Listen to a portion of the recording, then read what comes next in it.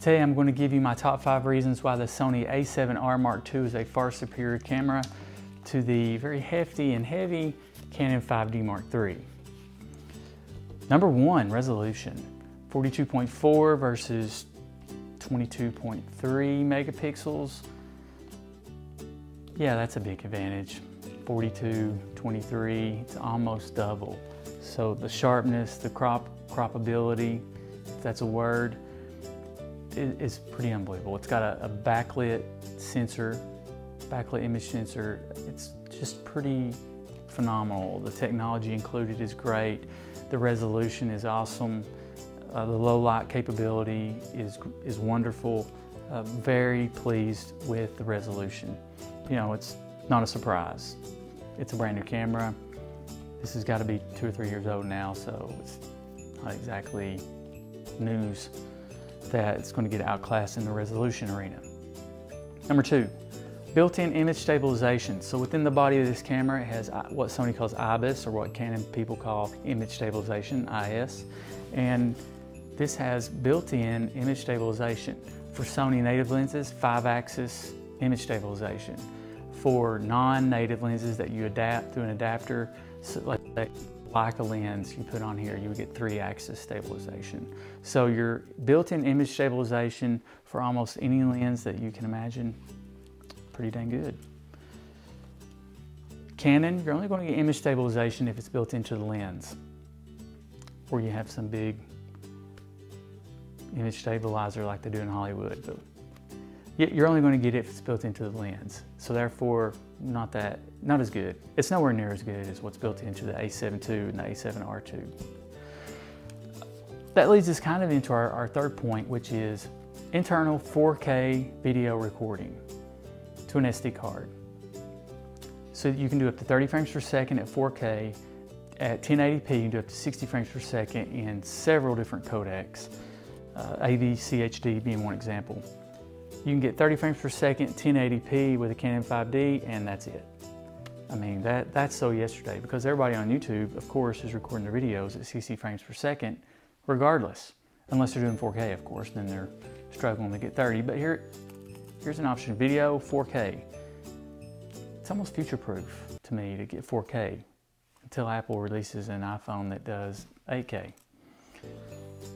It's a bit of a joke. Next selection, weight. I kind of hinted at it in the beginning. We weighed this body only, no lens cap, 1 battery, SD card, 628 grams. Pretty light. A little heavier than the original A7, but still pretty light. Here we have the Canon 5D Mark III, no lens cap, 1 battery, 1 compact flash card, 954 grams. Let me tell you, after using the A7 series of cameras for the past couple of months, I have come to appreciate lightweight. Doesn't mean I still don't want faster lenses. This 55mm is only 1.8. I can live with 1.8. It's not a 50 1.2. But it's so light, it's great. Now, I don't want to hear anybody comment about f4 lenses being just as good, raise your ISO and all that. It's hogwash. I want 2.8. I mean, 2.8 should be the minimum speed on most lenses that somebody's that's serious in photography that may or may not need, unless of course you're a landscape photographer or do something special. But if you're into sports, low light, you want 2.8 or faster. So if you disagree with that, give me your comments below, but I don't want to hear this f4 is just as good. It's not. And focus magnification is going to be my 5th reason for why the Sony a7R Mark II is better. You can set it to when you move your focus ring on a manual focus lens, it will zoom in the electronic viewfinder, which is spectacular, by the way, except in harsh daylight, you know, noonday sunlight, which is not too great. But it will automatically zoom in, so you can nail that focus perfect. So zoom in right on the eyeball, bam, it's great. And I said top 5 reasons, so I'm going to mix in focus magnification with IAF, so EYE, autofocus.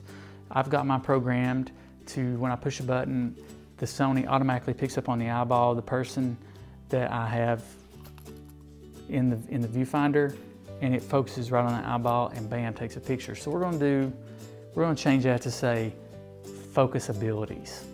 A little bit late. This right here, I mean, it's either AF or manual focus. And if you manual focus, you don't get any kind of magnification or help or assistance. I think that's what we should call it, assistance. From this camera, you just gotta nail it. And well, sometimes that's tough, especially if you're shooting on a 1.2. On this, it is a total breeze. I hope you enjoyed the video. Thank you very much for watching. My producer says that I should thank everyone. I will get more views. Right, producer? Yeah.